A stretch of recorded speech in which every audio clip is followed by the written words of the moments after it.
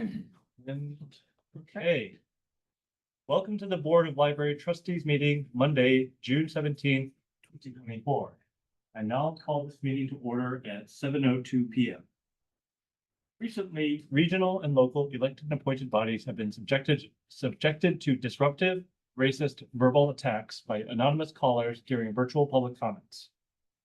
The City of Mountain View is fully committed to racial, religious, and cultural equity and justice as we strive to create a welcoming, safe, and inclusive community for all. This advisory body welcomes respectful and non-threatening public comments regarding matters for which the advisory body has jurisdiction. Comments deemed otherwise pursuant to the Council Code of Conduct and the Government Code may be grounds for immediately terminating a speaker's comment period. All votes will be taken by roll call vote. Now, I will ask the library director to proceed with roll call. Chairperson Eric Nerlich. Here. Vice Chairperson Higaki is absent.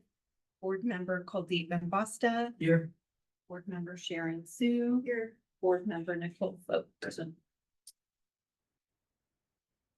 Minutes for the May 20th, 2024 meeting have been delivered to board members.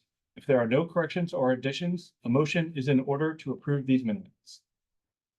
And I guess, would any member of the public on the line like to provide comment on an item on the minutes approval?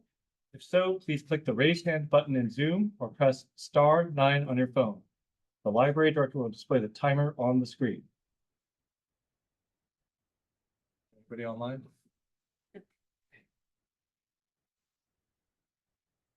there any corrections or additions to the minutes?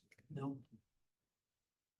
Question, did we need to explain any upcoming changes to the schedule in our notes, or that's something we wanted to put in today's notes?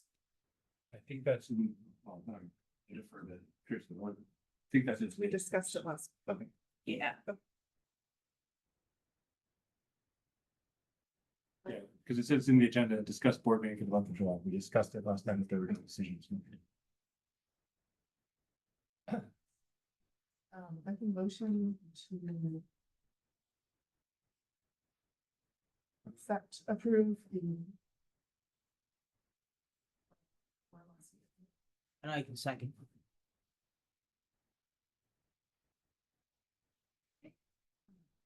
Chairperson Eric Nerlich. Approved. Board Member Kuldeep Basta. Approved. Board Member Sharon Sue. Approved. Board Member Nicole Foat. I vote yes. Moving on to section 4, oral communications. This portion of the meeting is reserved for persons wishing to address the board on any matter not on the agenda. Speakers are allowed to speak on any topic for up to 3 minutes during this section. If there appears to be a large number of speakers, speaking time may be reduced to no less than 1.5 minutes. State law prohibits the board from acting on non-agenda items. Would any member of the public on the line like to provide comment on non-agenda items? If so, please click the raise hand button in Zoom or press *9 on your phone. Library director will display the timer on the screen. Okay. Section 5, donation. There are no donations. Section 6, presentations. Today we have a staff presentation from Assistant Library Director Melvin Yemmett.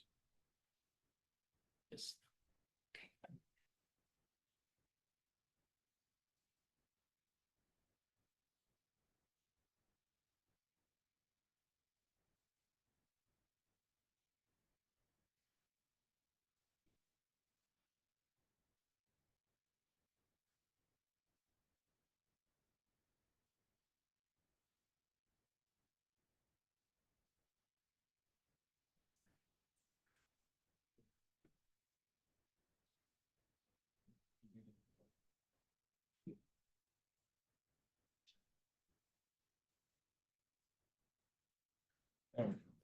Yeah.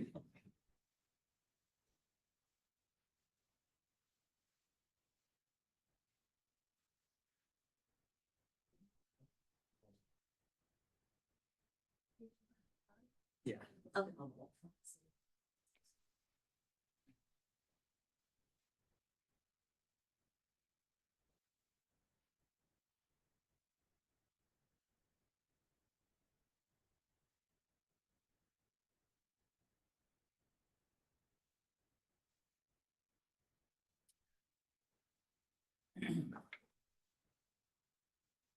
Good evening. I'm going to be presenting on staff levels and roles at the library.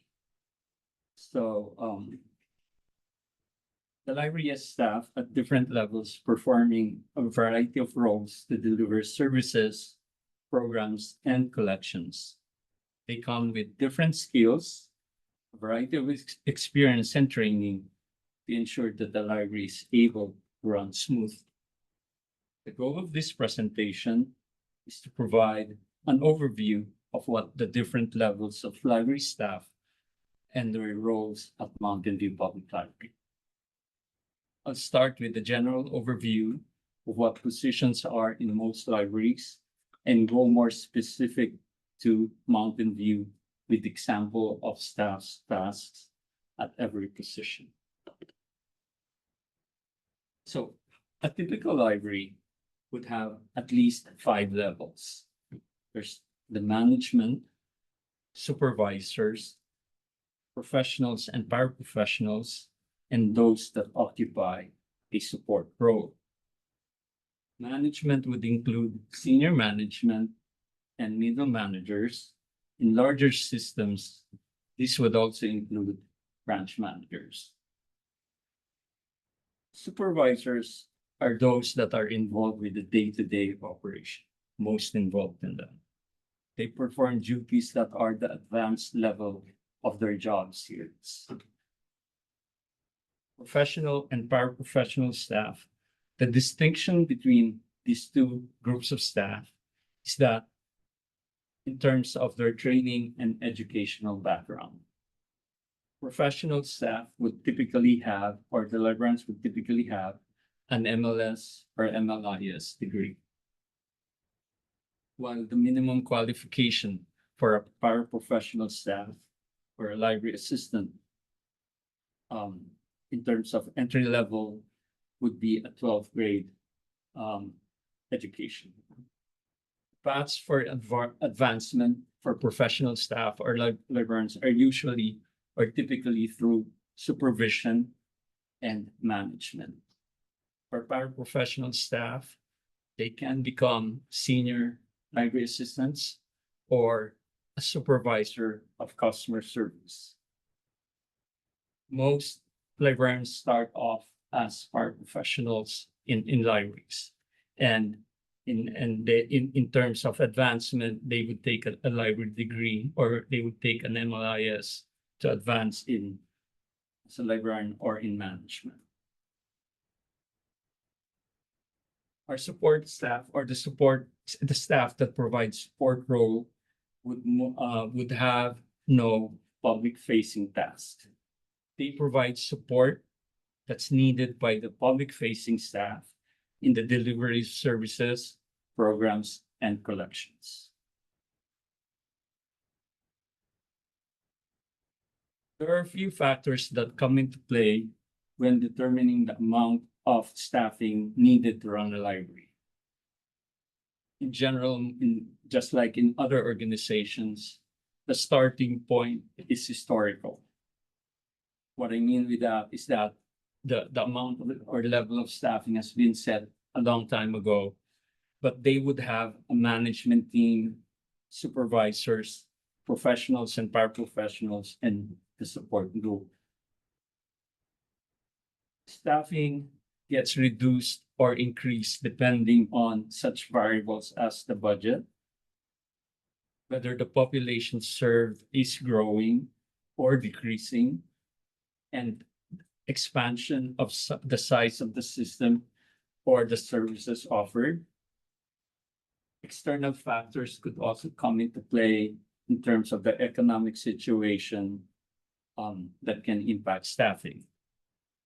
A few examples: if the health of the economy has a direct impact on an organization's budget.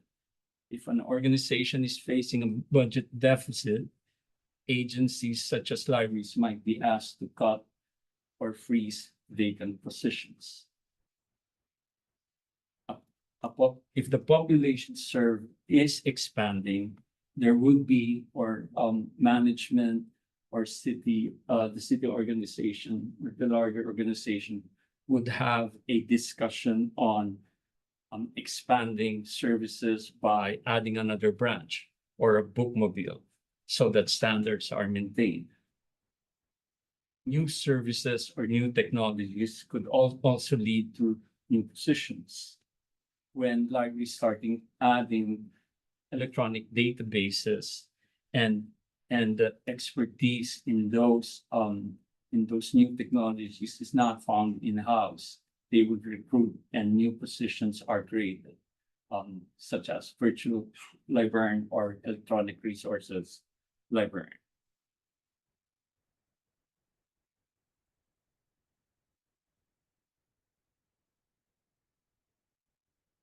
So looking at the staffing level or the different groups of staffing at Mountain View Public Library, you have the management team composed of the director, assistant director, and the two division managers. Tracy, as you all know, is the department head of the library.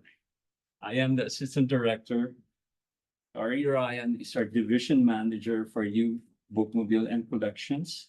And Ann Collins is our division manager for customer experience and technology.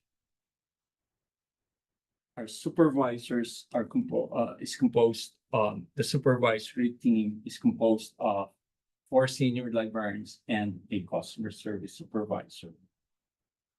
You've met most of them throughout the years they've presented about programs and services or projects they've worked on. Our senior librarians are Court Fields, Cal Vall, Joy Weiser, and Renee Ting. The customer service supervisor is Rebecca Gamboa. Currently, in terms of our professional staff, we have 11 librarian positions, not counting the managers or the management team and the supervisors, which technically are all librarians.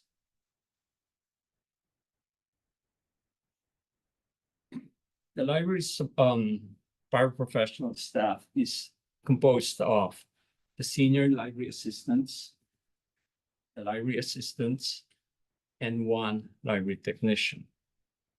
The senior library assistant is the advanced level of the library assistant job class series. We also have a support group. I've categorized them into like 3 categories. Those whose support are administrative in nature, composed of the library analyst, the executive assistant, and the senior administrative assistant. Another group of staff that provides support are the pages and the senior pages. And the last group is our security personnel, composed of the lead security services guard and our hourly building attendants.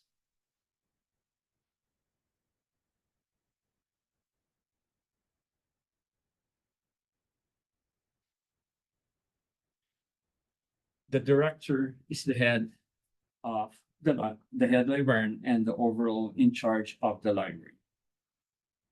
She is responsible for articulating and implementing the city's strategic priorities through the goals, initiatives, and projects of the library. The director provides leadership and future vision of the organization to the staff and to other stakeholders. She leads the department budget discussion and presentation and plans and advocates for capital improvement projects. She reviews policies and processes and leads or initiates changes if necessary. The director, as department head, is also a member of the city's executive team. She represents and advocates for the library at community events and external organizations at the state, regional, and local level. Tracy is currently chair of, for example, the advisory committee of the Pacific Library Partnership, a regional consortium of libraries. She's also the liaison to the library support organizations, such as the Board of Library Trustees and the Friends of the Mountain View Library.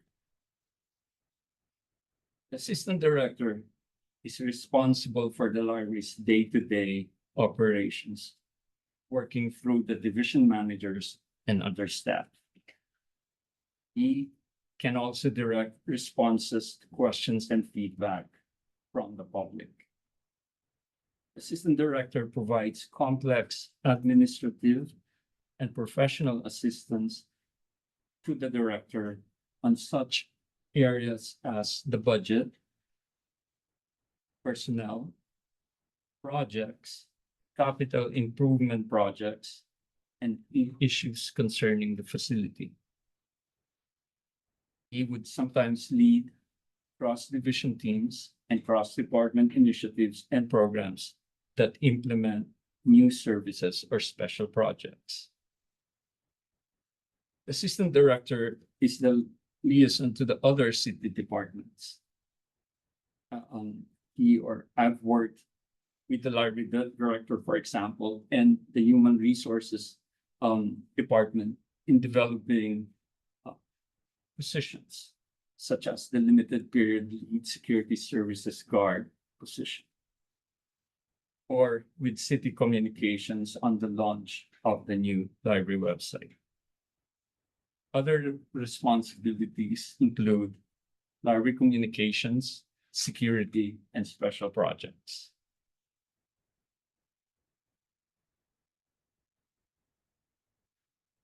Like I've said, we have two library managers that lead their assigned divisions. They identify, recommend, and implement goals, projects, policies, and procedures related to their division. They supervise and oversee, directly or indirectly, the services, programs, and staff in their division. They report to the assistant library director. In the customer experience and technology division, the manager supervises the staff assigned to coordinate the services available on the second floor, including the desk, collections, the study rooms, the history center, and adult programs. In addition, the manager is also responsible or oversee the customer service staff on the first floor that coordinates the services of the accounts desk, materials handling equipment, and customer accounts. Lastly, the manager oversees the technology staff responsible for cataloging and processing and the online catalog and other library-related technologies. In the Youth, Bookmobile, and Collections Division, the manager supervises the staff assigned to coordinate the services in the children's room and teen zone, including the desk, youth collections, youth programs from crafts to parenting to story time, and class library visits and school outreach. In addition, the manager oversees the staff coordinating the bookmobile service, including the services and story time programs and outreach activities related to the bookmobile or happening at the bookmobile. Lastly, the manager oversees the page and senior page staff.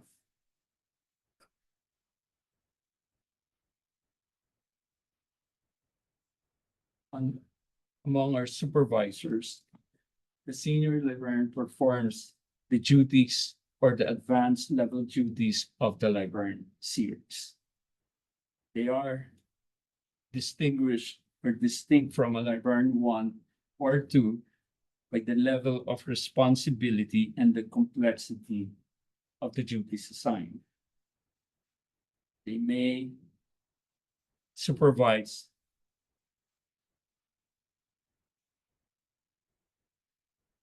They may supervise librarians, library assistants, and hourly staff. They coordinate a major service in their assigned division. For example, one of the senior librarian in the customer experience division is the coordinator of adult programming and security. He directly supervises the lead security services guard and the hourly building attendants. The senior librarian in youth oversees the bookmobile services, the staff schedule in youth, and the hourly librarians. Other duties that a senior librarian might do or might have are creating and monitoring staff schedule, the training of staff, interpreting and applying library policies and procedures. And they also act as in charge in the absence of the manager. They might also be asked to serve in library communities. Customer service supervisors supervises paraprofessional and hourly staff. They're distinct from the other supervisors in terms of the level of staff that they supervise. They oversee, or the customer service supervisor oversees the day-to-day operation at customer service. In terms of our professional class, librarians are the professional class in libraries. In most systems, supervisors up to the position of director are librarians. Most would possess an MLIS degree. In terms of their education and continuing education, they expand their training through taking additional courses after their MLIS degree, attending conferences, reading professional journals, participating in professional association groups and committees, and through professional seminars and workshops. Librarians who don't have professional experience yet start out in the entry-level position of librarian 1. As their experience, training, and responsibilities increase, they promote or advance to the full level position of librarian 2. The librarian 2 level, they would have a complete understanding of their duties and would only need occasional instruction or assistance from the manager or supervisor. Depending on their assignment or division, the librarians would perform the core tasks of a librarian. These are providing reference and readers advisory at a host of service points, order materials, physical or electronic, for their assigned collection areas, deliver programs and story time, lead or participate in a project, participate in library communities and table at community events. Public facing librarians are also librarians in charge. They assist staff in dealing with behavior or building issues and in opening and closing the facility.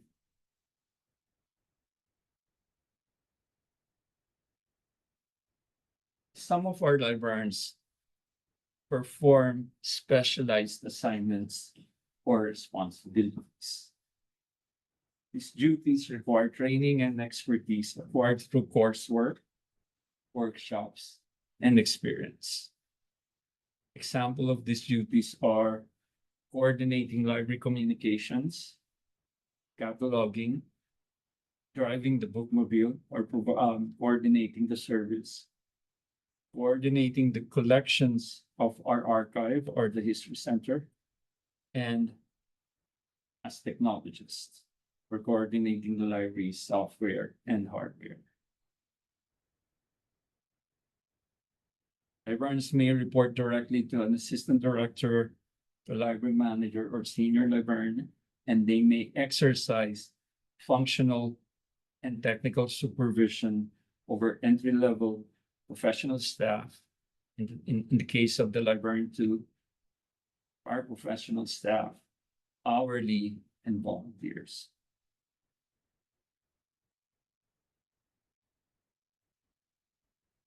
Among our paraprofessional staff, the senior library assistants are the advanced level in the library assistant series, as I mentioned earlier. They oversee tasks or services within an assigned functional area in the library. They may also supervise hourly staff.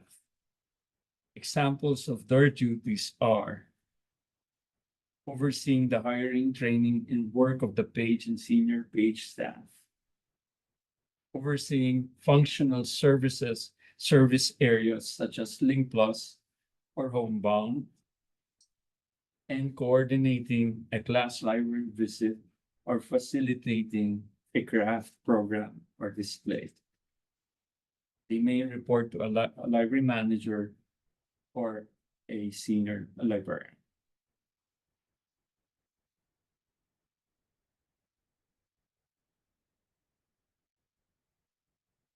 Library assistants are distinguished from librarians in that they perform tasks that provide information and assist the public in the use of materials, resources, account information, and services. What are the examples of this? Assisting customers in providing basic reference services and searches or directional information. Sorting and creating seed packets for the seed library. Posting printed materials and flyers on the bulletin board. Assisting customers with getting a library card or on questions about their library account. Assisting customers in the use of library technology, the self-check machines, the return station, the public computers and printers. Sorting and checking physical library materials. Library assistants may report to a manager or a supervisor.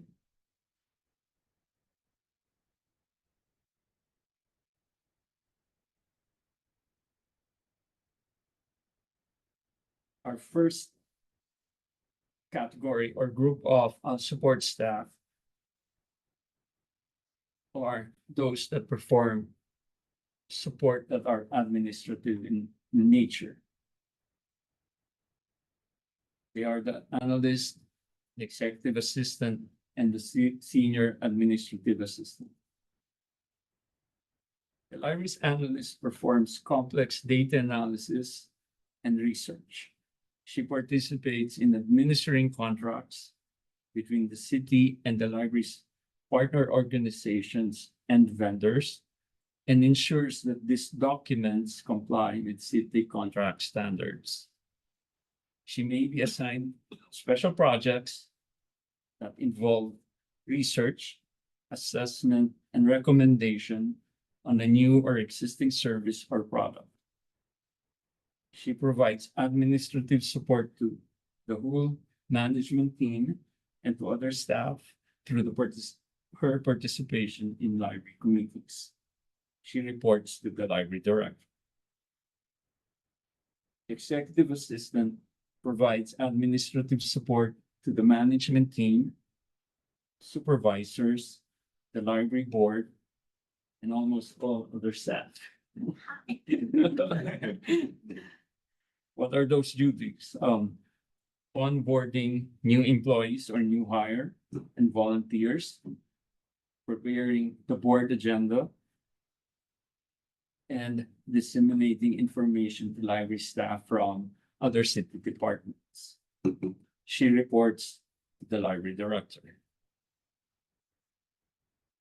The senior administrative assistant handles the sensitive administrative tasks such as the processing and tracking of invoices from vendors for payment, ordering supplies, equipment, and services.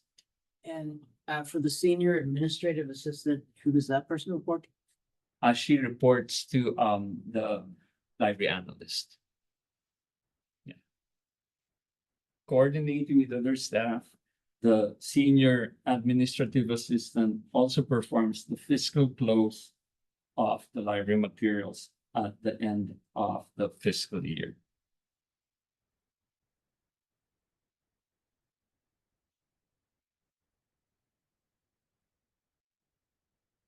The second group of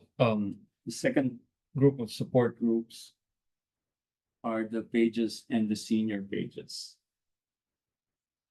These are the staff that are involved in the sorting, shelving, shifting, and pulling of physical library materials on the shelves. They are not public facing. All of the most or all of these support staff are not public facing. These are hourly positions that report directly to a senior library assistant. The last group of or category of support staff are the security staff.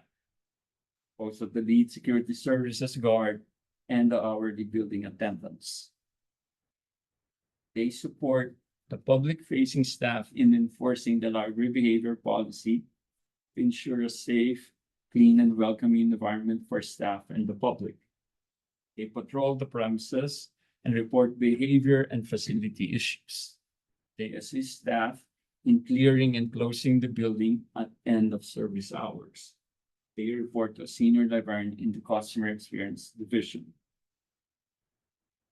So I've provided an overview of what are the different levels of staff and the roles they play, ensuring that the library is functioning smoothly. As most of us are library users here. You've experienced their collective work in terms of the physical materials you browse that are on the shelves, the books from Link Plus or from the library's own collection that you reserve for pickup or borrow. In the space itself, a safe and welcoming environment for study or leisure reading. In the thoughtful and curated speakers and topics presented when attending a program in person or online, or when you take home crafts or seed packets for your garden. In the resources on the library website or the question answered at any of the service points. These collections, space, programs, and services were all made possible by the work and dedication of our public-facing staff and the staff who work behind the scenes to support their colleagues. What they have in common is that they all take into heart the library's mission of being a free resource, helping the community to create, connect, and learn. I'll take questions. So like, yeah, we've all these thoughts, just for my own context, how many full-time employees are there? There's like 11 libraries, 4 managers, like, is it like, yeah, how many? Roughly? We usually count it by FTE. Yeah. Currently, we have like 33.25 FTE and, Okay. and there's a fraction or, because, some positions are half-time. FTE full-time equivalent. Yes. And full-time equivalent is it defined as 40 hours or something else? 40 hours a week. Yes. Staff to keep the thing going. It was great to see the pictures because I've met staff at different events, but matching them to their exact role. Yeah. Yeah, and on you mentioned like the career track that you can start off as like a library assistant or paraprofessional and work your way up to librarian if you get the degree. Mhm. And then librarian 1, librarian 2, and then I guess senior librarian. Mhm. Then sort of like, yes, kind of like the career ladder within the library. Yes. Is there any support for the people that are like wanting to go after their degree? Is there like? Like assistants, like scholarships and things like that. Yeah, yes, if you're a regular employee, there's the tuition reimbursement. There are also scholarships provided by the professional organization that sometimes the director or library management would sponsor someone who's in an hourly capacity or an LA to get that scholarship grant. We've assisted employees in the past in getting that, and I remember one got like I think as high as like $10,000 in terms of like a scholarship grant. What do you mean by a tuition reimbursement? Would it be that the tuition is covered so long as they remain an employee? Yes, the tuition reimbursement is part of the benefit for our regular employees. It's up to $20,000 for relevant or courses to their job or their responsibility. So they pay for the tuition, they submit the receipt for reimbursement. And 20,000, is that per school year or is that for the whole 10 I years? think it's the lifetime of like a regular employee. In addition, professionals and management also receive a professional reimbursement for professional development. So you could take a course or attend a conference and use that fund and to get reimbursement.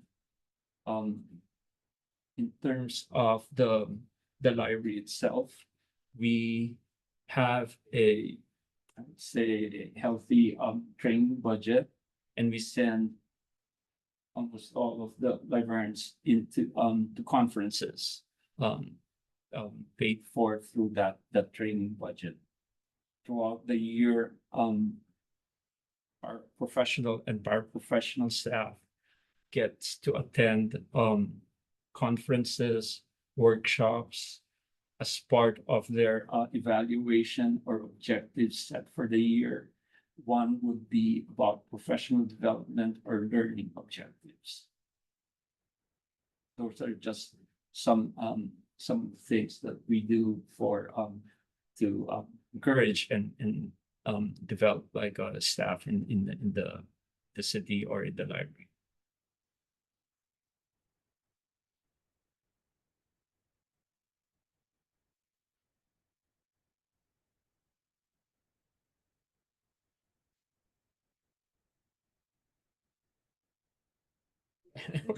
Um, It's reminding me of previous meetings in which we've talked about the roles that have been to be filled. And where everyone kind of fits in and how the team kind of works together, especially with the staff development days and sort of like piecing it all together. Thanks. Yes, it's a common misperception that all people who work in libraries are librarians, but they are not. It's like all levels, and they all perform a task or a function to deliver those services. Not everyone could be managers. Not everyone could be librarians. Contribute to that goal of like providing that service to the community. Are there job openings that you're currently advertising at the moment? We still have a current librarian recruitment going on, and as well as a library assistant recruitment. Both are in progress.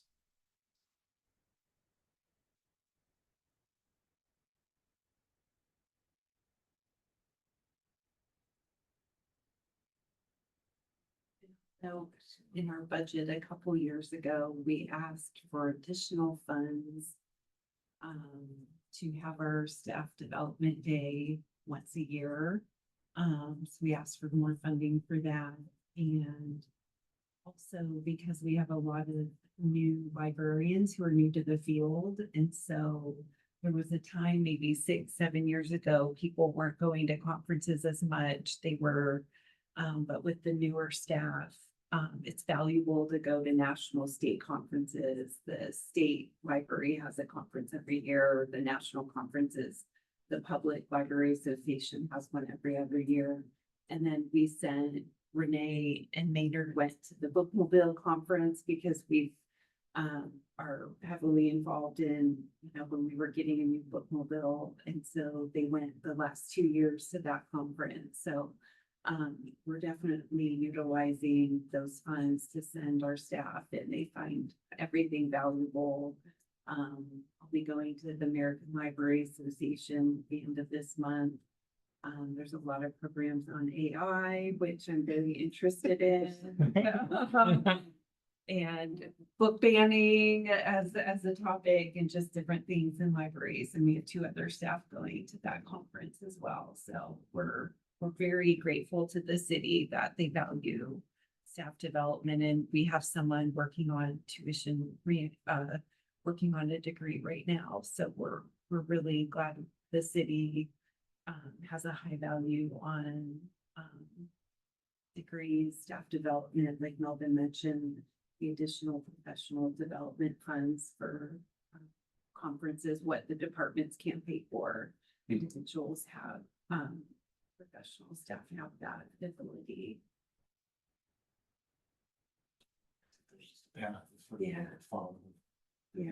For a long time. Yeah, I was a library assistant and for several years and went to school while I was doing that. That was where a lot of us got interested in being librarians, and of us have kind of taken that path. In addition to what Tracy has mentioned, 2 of our current senior librarians, Kyle and Court, started out here at the library as hourly staff. Kyle started as a tech aide, and Court was hired as an hourly librarian, and they risen through the ranks. Kyle, when he started as a tech aide, was just to enroll in library school. So he was able to finish that and get a library degree. We promoted him, or he got hired as a librarian, and then now as a senior librarian, and proud to say that he has blossomed in terms of his career and what he has done here in the library. So yeah.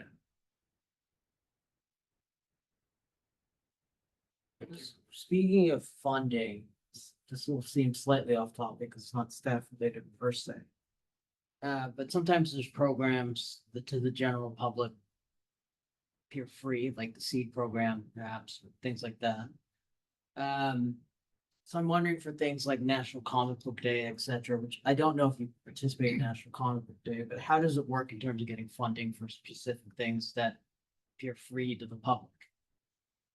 Seeds, comic books, etc.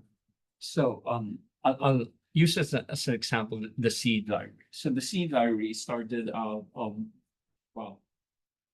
than 10 years ago in libraries. It became a thing, and it's usually community driven. So you come up with a seed library, you give out seeds, and the community gives back, pays it forward by taking the seeds from what they grow. Sure. It is also funded by donations, whether monetary or in kind. COVID kind of put a halt in that. And right now, what's funding our seeds or the seed packets, which is a very popular service, are grant donations into the adult program budget, as well as starting in the incoming year, the Friends of the Library would be also fund seed donations or the purchase of seeds. We have certain criteria that we have in terms of the seeds that we purchase, locally grown, non-GMO, things like that. Mhm. So most things that we can offer free to the public other libraries offer free from the public. That's usually funded by either a grant or donations coming in from the community, or a grant that like librarians apply for. I know like I think it's Santa Clara City that applies for that grant to be able to give out comic books. Okay. Several years ago, we had a Harry Potter Day and it was cross-divisional. We had stations throughout the library and we had like 1,500 people, maybe more come that day. And, people were in costume and there was crafts that you could make. And so that was a 1 day celebration that was funded with a lot of our friends' support programs. So the supplies for that, I think we had a picture taking station and different things that people could take home. Fun. It's a lot of work.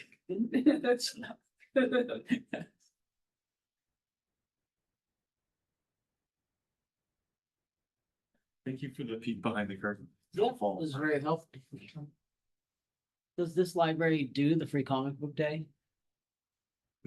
We don't, but I'll mention it to our manager for the program. Is there anybody on the line, Joy? Do I have to? No, you don't have to.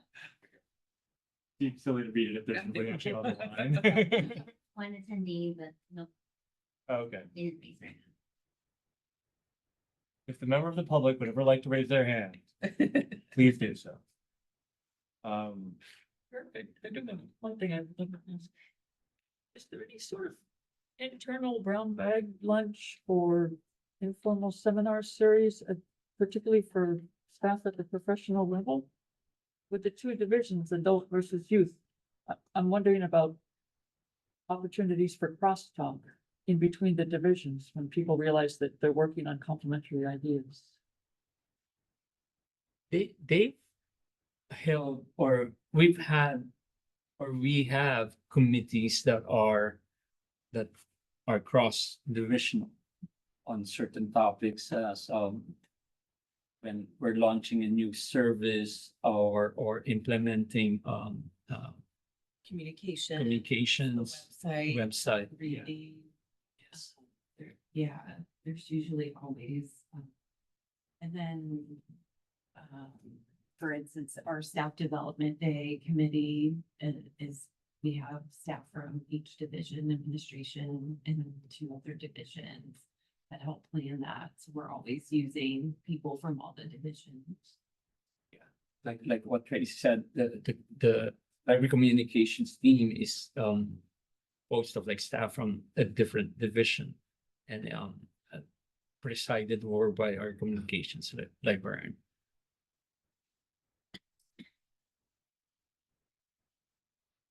Good, Nicole? On to reviewing the fiscal year 2024-25 work plan. Yes, presenting. Yes. So this is the work plan for the year. Accepting donations, reviewing and revising policies. Typically we do about 2 a year. It varies. If the policy doesn't need revised, we try to look at when a policy was revised last. So if it's been 8 years or something, we kind of want to look at that and bring it to the board, just to refresh. What are policies out there? Or Linda.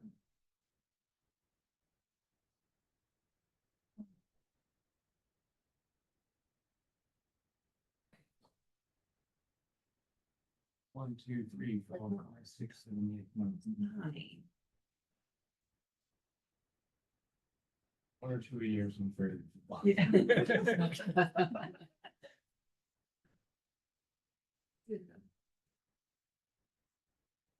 And then we have this on here as an ongoing chair or designee to attend quarterly mayor's meetings. And I read that, and I was like, wait. This is a thing. And I was about to ask you about that. And that hasn't been regular. It depends on the mayor, and this hasn't, and I don't know if COVID had something to do with it, but it's been several years where regular meetings, group meetings with the mayor and the chairs of all the.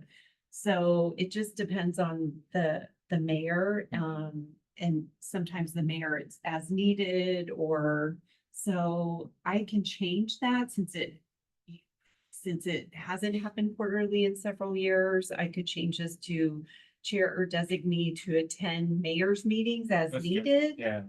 something. As needed. Perhaps. I think these meetings should be happening.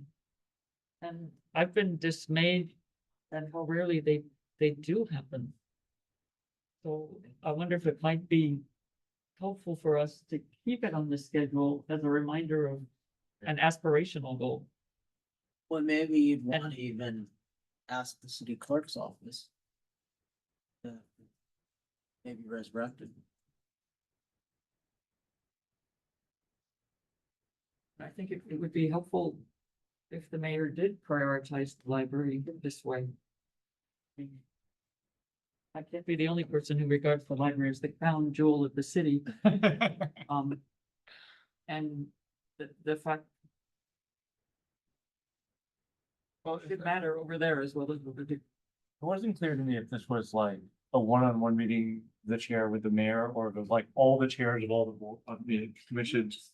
The way it's worded, it seems like a group meeting. That's what it looks like to me, but It's a one-on-one meeting with the chairperson, with the mayor, that all depends on if there's a need on, the mayor's availability and if there's a thing to discuss, but this. it's all dependent on their availability, and if they want to call that meeting, they will call. I wanted to make it happen. I could reach out to the city clerk's office and say like, hey, mayor. I guess could just do that as a citizen also.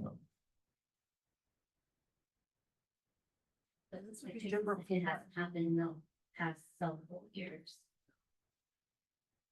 Yeah, Would you say at least 5 years or so? you didn't go to one, did you? I did, but I wondered, how many other boards are setting up meetings with the mayor?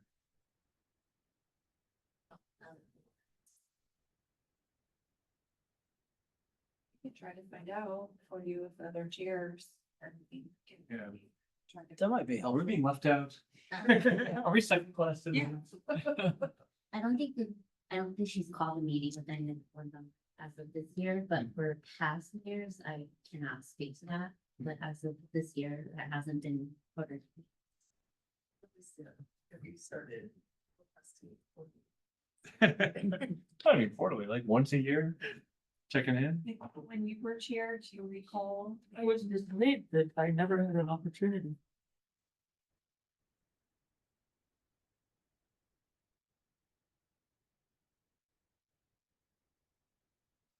Try to find out if it's been a practice and Yeah. if it's just been. Somebody, for the bookmobile ribbon cutting, so I really felt like they as well. Yeah, it was, I know that was the mayor's first event because she was inducted the night before. So it was her literal first public meeting, and yeah, it was wonderful. They were all able to do that, and it was rainy and gloomy, but it was still well attended. So that was a great event. We were happy about that. And then the library usage statistics and performance measures, we usually do the mid-year in January or February, and then we'll have the fiscal year typically would be in August, sometimes September if we get the statistics later. And then the annual work plan. Typically there's an annual meeting with the Friends of the Mountain View Library Board. And we try to do 2 discussions of hot topics that are happening in public libraries. As I mentioned, I think at the last board meeting, we plan to have a presentation on book challenges and book banning. Probably during September, since that's the week of, Ban Book Week, that's celebrated in library world. So we'll try to do that, as one of the hot topics, for discussion. I think I mentioned previously, one of the hot topics we've had in the past was fine free, which we went fine free 5 years ago.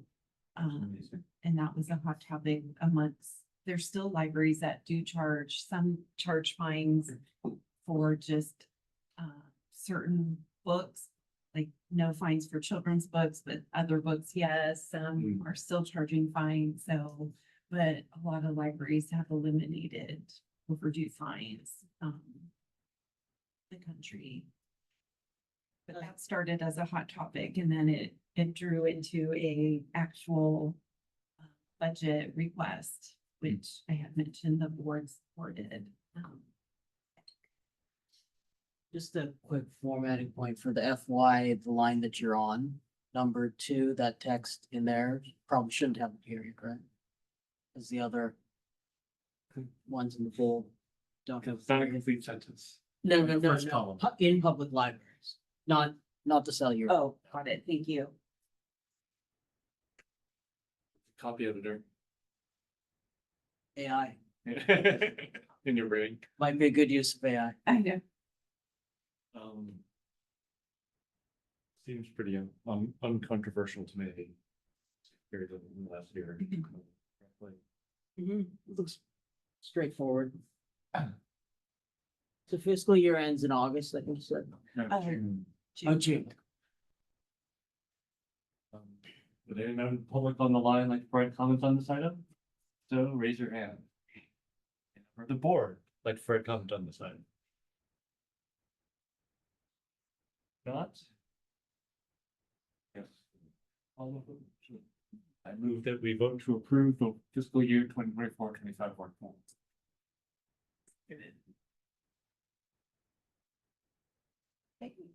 Chairperson Nair, Approved. Board Member Acosta, Approved. Board Member Sue, Board Member Vogt. Moving on to the fiscal year 2024-25 planning calendar. See how this converts into what we talk about each month. And this is a draft that we can change and add. Obviously, we don't know everything for March. We have a to be determined, but some of the items that we have, I believe last time, and I think Kristen wouldn't be able to make July. So we plan to cancel that. And then August come with the significant accomplishments of the fiscal year. Since the fiscal year does end June 30th, it gives us time to pull all of this data together for you all. The performance and workload measures for the end of the fiscal year, and then our new fiscal year performance workload measures. And then we typically do, our staff puts together a fiscal year in review, a nice packet that we send to city council and post on our website. And it just has nice infographics of some of our statistics and so forth. So we like to show it to the board first. September is typically the celebration of service of all the boards and commissions. And then we will have a library presentation, book bans and challenge books. Since one of the weeks in September is Ban Book Week. October is typically when the Friends will come and give a presentation about their year, their fiscal year. They're on a fiscal year as well, July to June. And then we may do a library presentation in October on some of our special services, just to talk more in detail about the Seed Library, our homebound services, and some things that we do outside of our regular services. And then typically, because of the Thanksgiving holiday, and we've in the last several years have combined the November and December meeting, And I believe that's on your calendar already for December, I think it's 10. That you will approve the calendar year meeting dates. That's the one thing that isn't on a fiscal year, it's on a calendar. And then we are hoping to do some presentation, some more details on what Renee Ting, our librarian, talked about when she was talking about the bookmobile at the last meeting. She was gonna go into more data on what the state library offers state public libraries and pulling data. And then in January is the electing the chair and vice chair, and then mid-year performance measures. March we had to be determined. And then we're hoping in April to do presentation on our adult learners program and have an update for you since we've just launched that. We're hoping to have an 9 month update. And then in May, we'll probably do a summer reading program presentation and an update about our Student Connect card program. And then in June, which is the same meeting as this, where the city council, I just note that the city council approves the budget in June, and then you would approve fiscal year 25-26 work plan and planning calendar at a year from now's meeting. So that's kind of a draft we can always add. And if there's topics that you all are interested, that you'd love to hear us, presentations, this is a working document, a draft really, but it's nice to just kind of plan and see what we have planned for the year. And for March 2025, are there preliminary topics you're considering to put in there? Not sure yet. We may have information on AI in libraries. There's a couple conferences that I just looked at today. There's an internet librarian conference. It's virtual this year.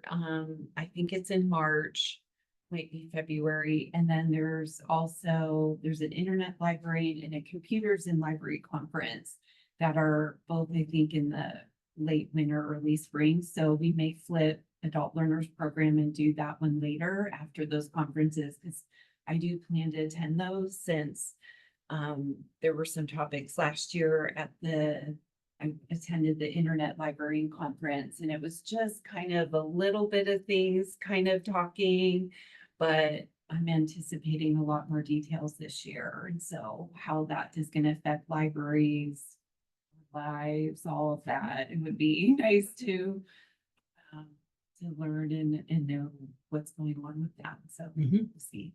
Okay.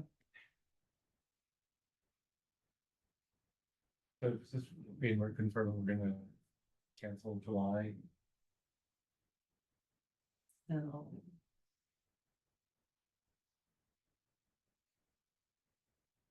I'm obviously here, that's the general opinion, but. yeah, At least 3 of us. Yeah. Will be absent. yeah. So, So we wouldn't have a quorum. Yeah, I mean, this looks good to me. I'm in town in July, but that doesn't matter for the sake of this. I'll probably be out of town for the September meeting. That's the only potential conflict I see. Okay. probably on phone too. And then any presentations, if you would like Melvin's presentation, we can email that to you all, so you have it. I'd love a copy of that. Sure. Yeah, me too. Is it possible to see? Part, or is that a more private document? Oh, no, I can show it to you, actually. I can pull it up. In my report, I was gonna talk about the budget, and I'll pull it up. Yeah. Yeah, 'cause it's in the budget document. Would any member of the public on the line like to write a comment on this? So please click the raise hand button in Zoom. Hearing anything? Any other comments from board? Very excited for December. Okay. We did it because I know it's your last meeting. Really excited about We this. go out with a bang. We're gonna have a data party for Nicole on her last meeting. I do love the tradition of like every last meeting, it's like their Something. that they're special, passionate yeah. about. That's a good idea. It's very thoughtful. Thinking of like Max, Max and Paul, they both, yeah. Yeah. Go ahead and move that we approve the fiscal year 2024-25 planning calendar with the understanding there's a draft and it can change. I can second it. Chairperson Neerlich, Approved. Board Member Umbasta, Approved. Board Member Sue, Board Member Vogt. Moving on to the library director's report. Right. It'd be easy to show it in this form. My update.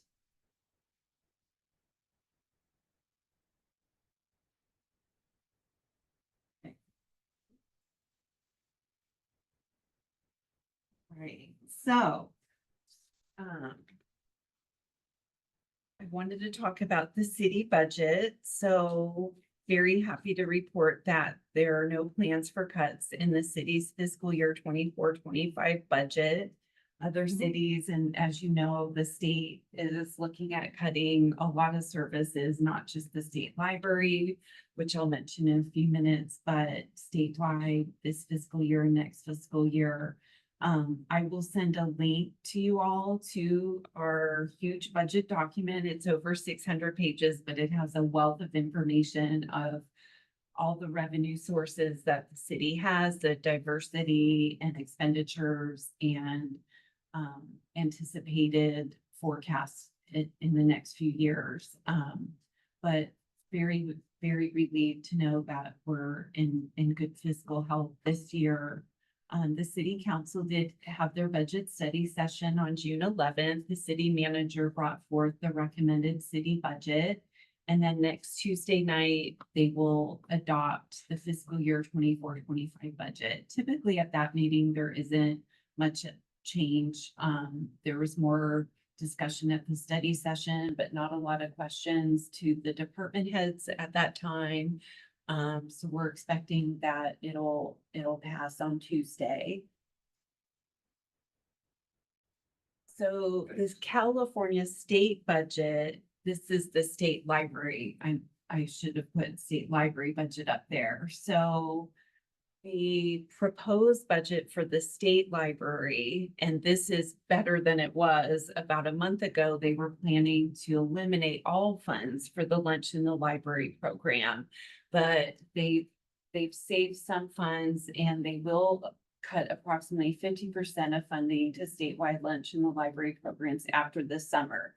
So this summer it's they have the funding, but next year a lot can change. They could get donations. We're hoping for something. And the lunch in the library program is free meals to kids.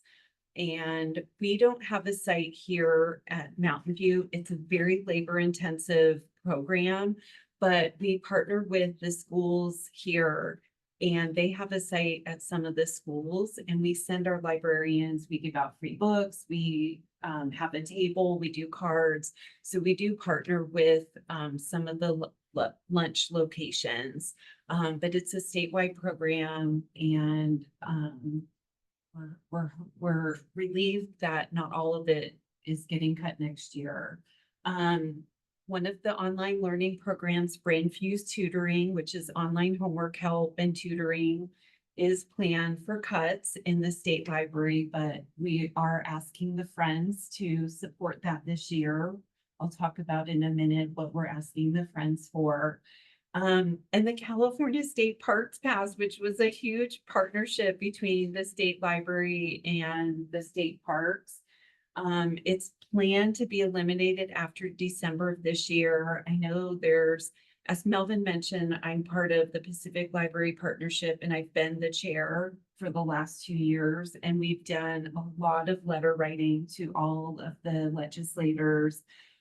We were on a send this to this person, send this letter. And we've been on phone calls and meetings with a lot of the legislators in April and May, just telling them how important, showing them the statistics of how important these programs are. So a lot of what I do in the regional consortiums is the advocacy. And it's been more this year than ever that we've needed that advocacy piece. So we'll see what happens, but we're hoping to at least partner. We found out that the Santa Clara County Parks has a partnership with San Jose. Melvin just met with someone last week, and we're hoping to get a program like that started before the end of the year for at least free passes to our county parks. So we'll see what happens. Again, a lot could change, but this was what is planned so far. And then some of the online resources that we were getting from the state is being sunsetted, LinkedIn Learning, Coursera. A couple of these we asked in our budget, which I'll get to in a minute. Some of them, the usage isn't high, so we looked at all of the data and picked the resources that we felt were high usage that we didn't want cut, and ask for it in our city budget. So fiscal year 24-25, where are we going? July 1, we always do a happy new fiscal year. It's kind of like our January 1st new year, happy new fiscal year that we always say. So what does the data show? So fiscal year 22-23, we broke all records in circulation, program attendance, door counts, etc. It was really the end of the pandemic, and believe it or not, part of that fiscal year, we were still the tail end of the pandemic. And once people knew they could be out and about, people just started coming back to the library. And we, like I said, broke all door counts, broke all, as you'll see when you see our performance measures compared. So the fiscal year 23-24, which we don't have all the data yet, but looking at the data, we just have May and June to look at. Most of our statistics are on target to remain close to previous fiscal year statistics or increase some. There has some of the things that I always keep an eye on and look at every month is some of these statistics. So there's been about a 10% drop in print circulation. This isn't surprising. It's pretty typical in libraries these days. Most of the print circulation, 60% of those print materials are circulating in children's materials. One of the things I do every morning is I just browse and peruse the whole shelf and just see and you see stacks of kids' books and stacks. And just to get an idea, what are people checking out? What are they putting on hold? And I'll just kind of look, and my anecdotal surveying is pretty spot on to what the data shows that we're getting. What's the split between print and ebook? Is there a 10% drop in print and 10% increase in ebook? If they're about equal to that, total circulation around the same, or like how does it compare? Yeah, so ebook circulation, an increase in 10% seems low. But ebooks have been, well, during the pandemic, it was like 70%, I think, Right. because we were closed. But print had been dropping in before the pandemic, the last probably 4 years prior to the pandemic. Print was dropping steadily 3 to 4% every year. Mhm. But ebook circulation was going up 10, 15, Hmm. like 20, and was growing. And now it looks like, I don't know if it was just some people wanted the print again because Yeah. we were all just on our devices during the pandemic, but it'll be interesting to see the next few years. I think ebooks will continue to increase steadily. And print, especially reference materials, and especially now with ChatGPT. I mean, Wikipedia kind of took away the need for reference materials, even though I love reference materials. And the big materials, but with ChatGPT, where you can get that information even more than from Wikipedia. I think it'll be interesting to see, for especially nonfiction. I would say nonfiction is probably, the biggest drop. Although, I look at all the specific, Dewey areas, and some months you'll see an increase in, computer and so forth. So it kind of varies, but overall. Study rooms typically 75+% occupancy, which, our study rooms are highly used. Our public computer usage actually increased by 10%. It had been going down in the last 5 to 8 years, decreasing by 10-15%. So that was kind of different for us that, we saw that increase. And then high usage of study tables. I think I mentioned the tables we put outside the History Center, the day they got delivered, I went down to get my phone to take a photo, and in that time frame, people found them and they were all occupied. Within 10-15 minutes, they found them. So the usage of study tables. And then like our state park passes, the backpacks, people are using them. The state library had to provide more passes because they were so popular when they first came out. So those are just some of the things that are kind of standing out, and we'll talk more in August when we look at the actual, performance measures and statistics, but it's just kind of what I've noticed, so far. So what can we predict with the data we have? So we could say, what are our customers using the most? They're still attending programs. Our programs are still highly attended. They're using the library to study, to work, to use the Wi-Fi and computers. Ebooks and electronic resources. Our New York Times and our New York Times games and cooking are some of our highest e-resources that people are using. And then the children's room to find materials and information. We're, as I mentioned, that 60% of our print materials is children, so they're really using that room. So these are some of what are customers using the most? What are our least usage? Some of our electronic resources that they're not using, some very high. And as I mentioned, finding certain information. Will this continue to decrease with AI and GPT, for instance?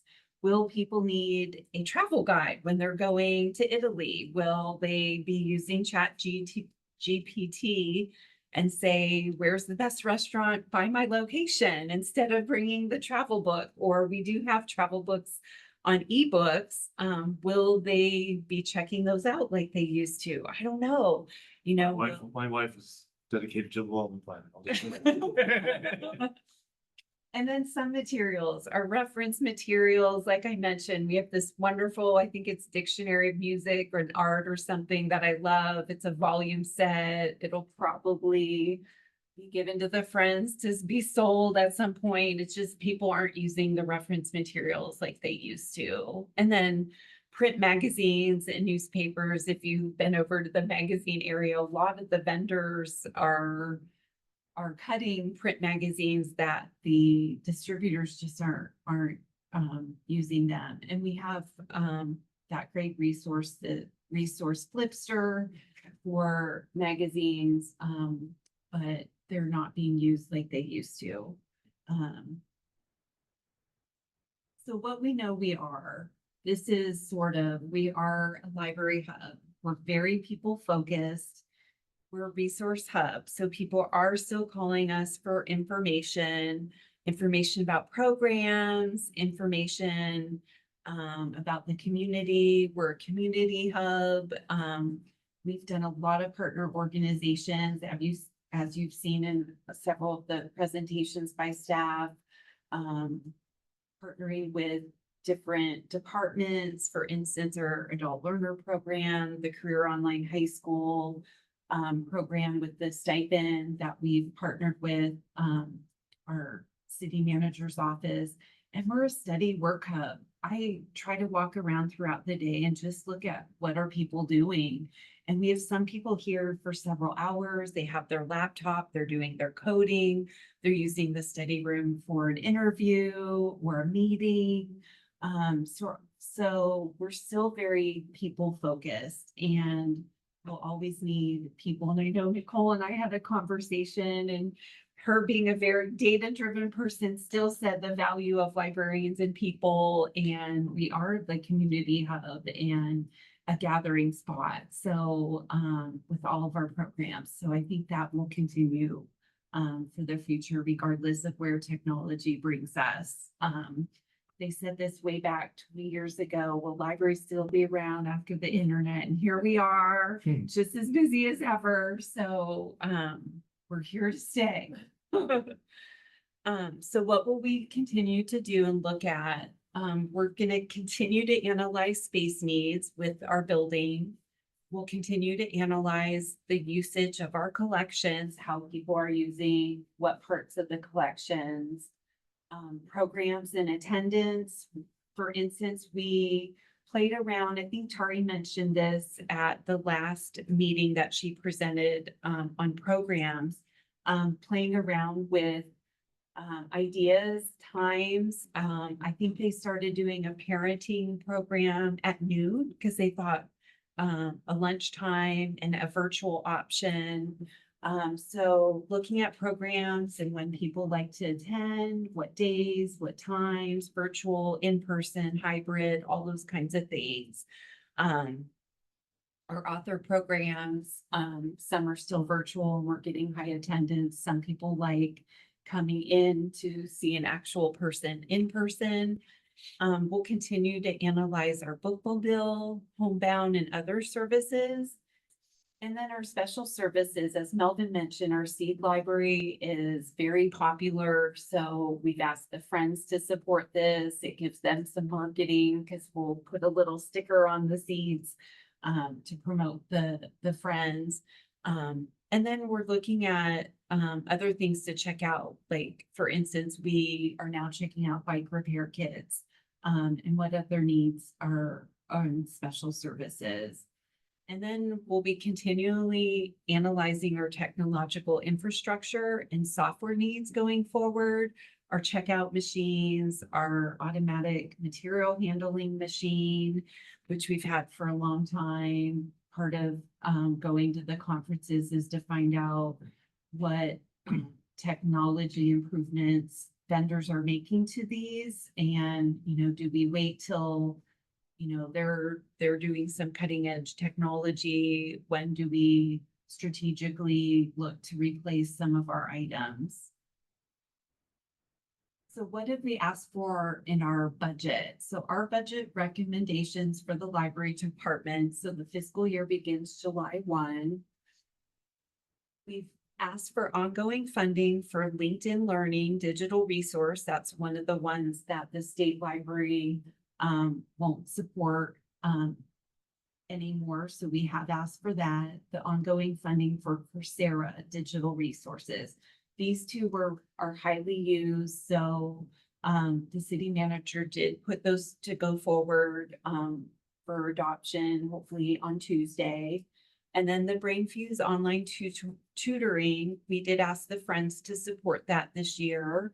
And they have their meeting Wednesday evening, and they will approve their budget, which hopefully they will approve what we've brought forth to them.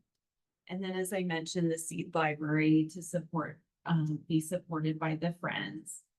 And then we plan to expand our student connect cards with any of the schools that we haven't connected with yet. We are doing a pilot project this year with one of our library vendors for customized library services of materials to have some of our collections to be processed and cataloged by our vendor. So they'll come and almost ready to be put on the shelf. And then we've asked for 8 hours of janitorial work every Saturday. This is extremely needed because Saturdays are very busy and the bathrooms are highly used and there's often other events in the city. For instance, Kids Talk is every Saturday at the plaza and people come and use our library, our restrooms. So they will be here 8 hours a day. We'll have a dedicated janitorial staff to clean the bathrooms throughout the several times through the day, vacuum dust our shelves, vacuum areas, do anything that we need to just keep this building a welcoming place. And then we have asked for the continuation of the limited period library security services guard, and a limited period position it's just a one-time 1 year. So it's funded, it would be funded for the fiscal year. We've also asked for continuation of outside security services agency in case our security guard left and we wanted to have security covered. So we use our security services agency less now than we did a year ago because we have filled the security services guard position. And we also have several building attendants. So we have 3 different utilizations of security. Our building attendants are hourly personnel. They've been great. So all 3 ways, we just want to make sure security is always covered. And then we've asked for a limited period half-time library assistant position. Regarding our FTE, we have actually less FTE now than we did a decade ago, and The library will be closed in 30 minutes. we never cut services or hours. So we're just trying to build every year, asking for additional positions. Most of the positions this year for all departments were added as limited period because of the anticipated city's forecast budget for the next few years is set to have more expenses than revenue, so they don't want to commit to an ongoing position. So it's still a win for us because we're hoping that if things get better with revenues next year, that we can ask for these to be ongoing positions. The first one, the pilot project, Mhm. I think. I don't remember the detail, but I think that was something like. Cataloging and processing was like something that was a bit of a challenge in the metrics, if I remember correctly. Is that? Yeah, And that, I'm assuming that's related to the challenges with the staffing, and so is this kind of like trying to bridge that gap a little bit? yeah, it's a best practice that most libraries have vendors do, if not all, a majority of their collections. Mhm. They have the materials they get in bulk, so it's cheaper. The labels, the stickers and all of that. Mhm. And so when it's ordered, the vendors do that in the cataloging, but we'll still have our staff do part of it as well. Mhm. And then it'll free up some of their time, Mm. just as we are going into the unknowns of technology. If our technology team, we want them to focus and help with whether it's our if we're getting new checkout machines or new technology related to AI, they can refocus on that or public service, whatever's needed. So it's just looking at a way of improvement in process. How will you evaluate the success of the pilot project? Like, how will you know it's working? Yeah, so how we will know it's working is we get the materials and they're correct for one, that Quality control, they right? have the quality control. Does it take longer to get the items? We've had many conversations with our vendor, Baker and Taylor. I know they have a new CEO who rose through the ranks. They had some staffing issues during the pandemic. But they've become better staffed as well. Mhm. And so I've had relationships with, forget his name, but he's been with the company for many years. When we had, these discussions of, hey, how can you guarantee that things aren't sitting and that, so we'll continue to have those discussions and we'll look at the time we order a material and the time we get it. It's like, it's taking, I don't know, 2 months is an exaggeration, but if it's taking It's excessive. taking longer than it would take you to do it It would yourself. take it to do ourselves, then we'd say, okay, this isn't worth it. So that's why we're doing it as a pilot and trying it with probably our nonfiction adult, because that's a collection that we can look at and then we'll determine. So yeah, if it ends up taking way longer and it's not doing what we wanted it to, then we'll Yeah. discontinue. I mean, I assume that, but Yeah. the analyst in me was always like, but Yeah. how will we know? Yeah. What are you looking at? So I Yeah. appreciate you sharing. Yeah, absolutely. Tagging of materials, Pardon me? will the tagging of materials be equivalent to the current tagging? for this? For new collections, are you gonna be asking the vendor to apply the same physical tags that we currently? Yeah. So it would look the same as like the nonfiction would have all the tags. One of the things we've eliminated, so they put a barcode that has on the front of the book. I don't know if anyone has a book, but there's a barcode on our book that has Mountain View Public Library. And then the RFID tag, which, helps check out and check in, has our name. And then they were stamping a stamp.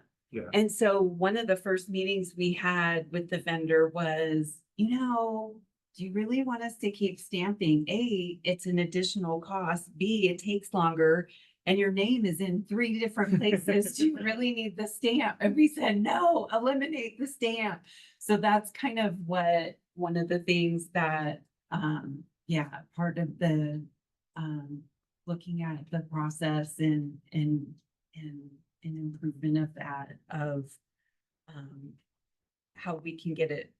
So looking at all those kinds of things, what, to help them and help us in the end. So that's eliminated a lot already, just them not having to do that piece. The RFID we need, the barcode we need, but the stamp we didn't.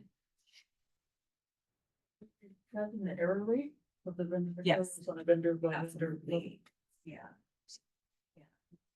And how flexible is the pilot project? Because I noticed it's, of course, for fiscal year request, but like, say, 3 months into the fiscal year, if you really are like, we have to cancel and get out of this, is that possible? Are there certain penalties that would have to be paid in such a situation, et cetera? No, in fact, we're currently looking at the contract, and if we say, hey, this isn't working, things are coming way longer, we have way too many, after several months, still too many errors, we're not obligated, and we would then move the funds to other resources, keep them if we wanted to try again. At a later time, we would have the funds, but if it didn't work, could utilize the funds from print materials or one of the databases or something like that. Okay, so it's decently flexible. Yeah. For us. Yeah. Great. Previous library work several years ago, we did this and we did it as a pilot and started with some collections and so forth. And, as if errors came in and we used the system to track of when we ordered, when it came in, how many errors they had, and if it didn't improve. We had several meetings as we were going into it. And then we'll see. And evaluate. And we'll keep you posted. We're not close to starting. I think we're still looking at the contract. One of the projects, I guess it's a pilot. We're the first in the city that we will be getting a lactation pod. This is a picture on the left of Hayward Public Library. There's several libraries. Milpitas Library has one. We will be getting one this fiscal year. It will be located in our children's room. This is if you're at the reference desk in children's and you look at the windows that are along Franklin Street and you walk towards the windows, it's on the right. So if you're standing looking at the restrooms, you're about to go into the kids' restroom areas, it's on the left wall to the left. So it's hard to explain. But we will be getting, and unfortunately, we won't be getting the huge one because of, we had Public Works come and look at the lighting and the sprinkler system. So this is the size that we'll be getting for that area. But it'll be great. It'll be for use, and you'll have to check out a key and use it. But it's the first in the city. We're the first city building to get one. It'll be open for city employees as well. But it'll be in our children's room. And then some of our projects and goals for this fiscal year, we plan to expand bookmobile services. We were 3 days, we're hoping to go to 4 days and look at, as Renee presented, how we determine where we go and so forth. So we want to keep looking at bookmobile services and where additionally we can go. We would like to expand the History Center hours and increase the Mountain View history related programs. Those are really well attended. There's a member of the Mountain View Historical Association, Nick, who has presented several programs here in this room and has had great attendance for those. We're only open one day for a few hours, so we're hoping to expand the hours. As I mentioned, assessment of space needs and study tables, our technology needs, infrastructure checkouts, future needs. As I mentioned, keeping abreast with the role of artificial intelligence and how it will affect our services. And then we do have new performance measures. I'll show you those on a different slide in a minute, and I'm being cognizant of our time. And then, as I've mentioned, the future of libraries, where do we see ourselves going? And will AI affect us? How will we continue in the future? So a lot of interesting things that we're all keeping abreast to. And I don't know if any of you were around with the book bond, which was my favorite project here in 2019. We partnered with Google and it was open to residents who live close by because the book bot went like 2 miles per hour. And The grocery run for you though. Oh, the book one. the book bot, you could call the book bot to your home and it would get to your home and you would walk out and you would put your book that you wanted to return in it. And then the book bot would come to the library. It would go to the outside exterior book drop. It would call the staff would come out, empty the book bot, and put the items into the return station. That was cutting edge. I remember being called out at a library directors meeting that we were doing this amazing far future thing, and several libraries were trying to get on board to do it, but maybe we'll bring it back and Google will want to partner again and bring it back. But anyway, what will the future bring? But we do know libraries, the delivery room for the birth of ideas, a place where history comes to life. So we know we're still in the business of people. So with that, I will show you, and I will send you all this in email form, is the current city budget. I'll send you, it's in our finance department webpage. And this is the budget. It's very long. But it has a lot of valuable information, and I'll just touch upon in the last few minutes we have. So this is the library, and here's our work chart. Director, assistant, our administration staff, as Melvin mentioned, our analyst, executive assistant. We have 2 librarians that report to Melvin and our senior admin assistant. And then our 2 divisions, youth book mobile and collections. We have 1 senior librarian, 5.5 FTE librarians in that division, and 2 senior library assistants. And then in customer experience and technology. So I'm not sure why they did this way, finance. So we used to have a 3rd manager. Years ago, we had 2 divisions. We did a reorganization last year. And so Kyle, who's a senior librarian, is underfilling the library manager position. We didn't want to make it go away in case we decided we do need a 3rd manager. So we kept the position and underfilled it with a senior librarian, but they somehow, because it's still technically a manager, put Kyle there. So we don't have 2 managers. He's a senior. So we technically have 3 senior librarians.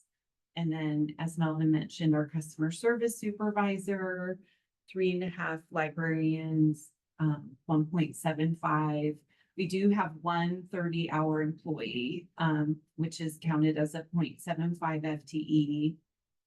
We have 5 library assistants. We have a half-time library technician, and then our limited period.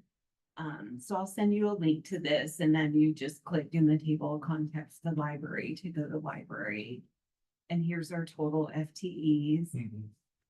And when we talk about FTEs in terms of 40 hours a week, is that pretty strictly enforced, or is there some flexibility that if you need to pay overtime pay, you can, or Yeah. what are your thoughts there? Yeah, on occasion, we have had to pay staff overtime in the case where it's a Sunday and 3 people have called out. We might call somebody, hey, can you work? I know it's your day off. You would be paid overtime. So we have done that.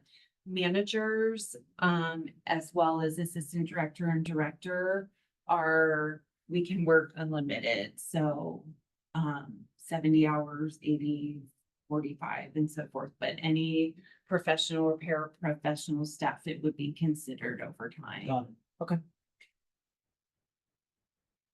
And then this is our department mission statement and department overview. That just talks about what we do, our performance measure updates, and our functions. This I'll send you all to read, and we'll go over this in August if you have any questions about this.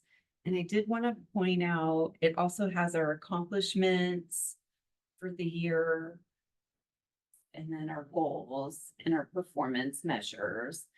It still just has our 6-month performance measures, and then in August, you'll see our complete fiscal year statistics.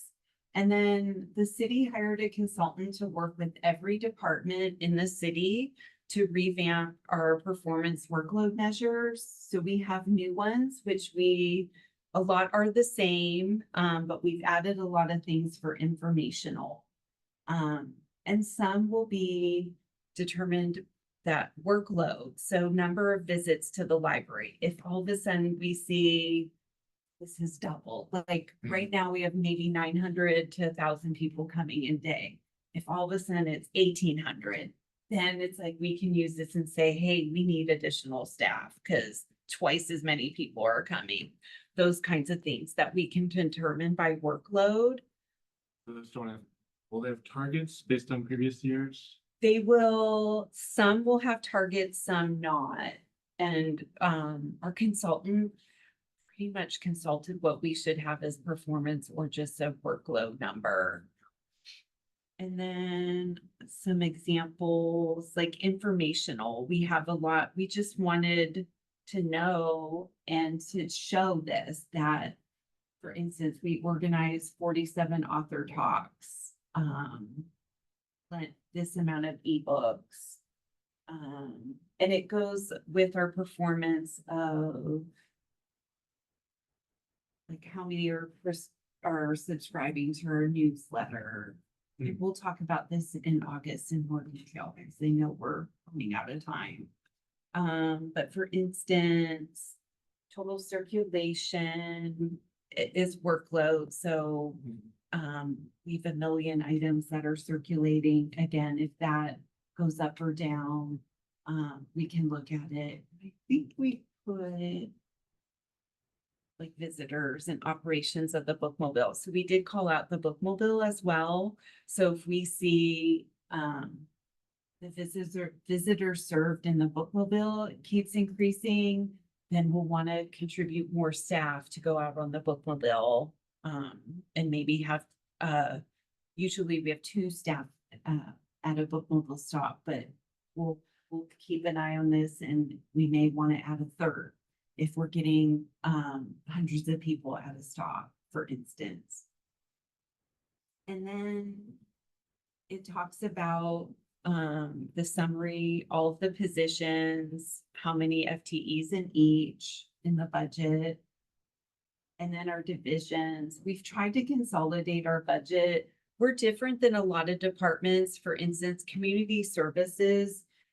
Parks is part of community service and it's very different than CPA or recreation, where our budget, it's really, we don't need the division. So we've tried to consolidate a lot into our budget. And Laura, our analyst, has done a great job over the last few years of putting like all of our contracts just in administration instead of all the different divisions. It's just easier for her to track. But it does divide it by the summaries of division and then the individual budgets. And it'll show like our materials and supplies and then our book budget. The library will be closed in 10 minutes. If you have materials to check out, please take them to the self-checkout stations now. And then this just shows what we've added in the budget. For instance, what we talked about, the pilot project of the strategy and tools for the vendor to do some of our processing for us. And that's just been added in the budget. But I'll send this link to you all so that you have time to read it. Yeah, it's a light read. yeah. And That is something. there is a print copy you can check. You can look at. I think it's on reference. So if you want to come and hang out and read it in the print form instead, it's here in the library. But that's the budget, and I'll send that link to you all along with. I'll send my presentation and Melvin's presentation from tonight, so you have it. So I have 2 quick things to bring up, and I'll keep it quick because we only have 10 minutes. So the lactation pod, I like the idea. You said it was a citywide pilot, so presumably to be on all the police stations and fire departments, etc. I don't know. Fair to say? I don't know. Okay. It's starting here and we're gonna see the usage. It Yeah. just depends on the usage, I think. And then aside from lactation pods, some places have started experimenting with phone booths. Right, soundproof phone booths, Yeah. have like 2 or 3. Is that something the city may consider, library may consider, or no? You know, I've talked to a director who has one and we need to find out more because what we were told is the people inside can't hear out, but people can hear them. And Oh, that so. would not be good. Right, so there's That's been a a few problem. libraries that have tried them, so we want to get more information on that before we try, but it's something analyzing our space. I mean, we look at our print area, Melvin and I we bring this up every few months and say, if we could build more study rooms or something over there, everything costs a lot. It's not cheap, so Sure. we're fighting for funds around the city with our capital improvement projects. And this library was renovated in 2018, so it's relatively new. I know the police building, they're looking at redoing the police building in the next few years and getting that started. I know City Hall, is kind of bursting at the seams. Some employees, the city's rented different locations around the city for, so as the city grows, as our library, but yeah, we'll be looking at all of our usage and assessing space. And then the last question I had was on library administration, having that as just one line item versus breaking out by department. You're more comfortable using that one line item approach just for simplicity, or are there other reasons why that's best? Yeah, we aren't using it for employees, so all personnel will still be divided by divisions. And there will be some items in divisions. I believe our books and materials budget is still in one of the other divisions. But for instance, we have different contracts. For instance, our ILS system is a contract, and then we have, something else that would be in a different division. So for tracking, we put all of the contracts that just in administration, so that our analysts could just go to this one division and say, anything that we have a contract with a vendor is here. So all of our ebook resources, the technology is in administration. And then supplies, like for instance, supplies, each division we're given supplies for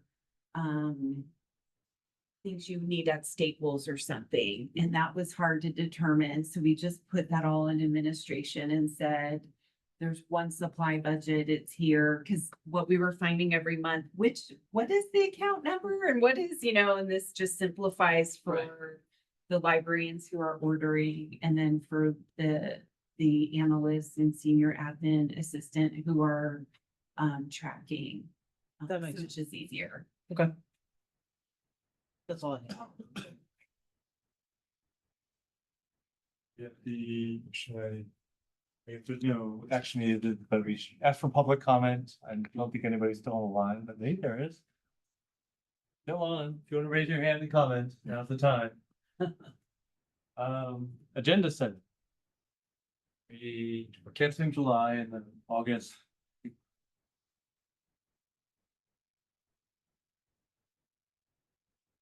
There.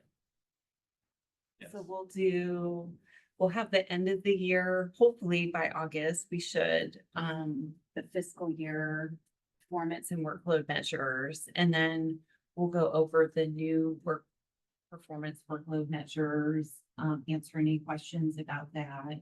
And then just look at the fiscal year and review the recap of the year.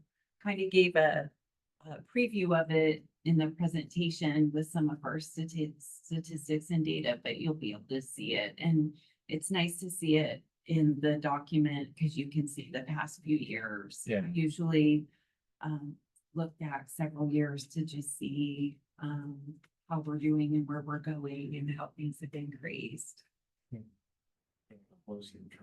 Yeah. Would any member of the public like to comment on that? Like the board, like to comment on the agenda?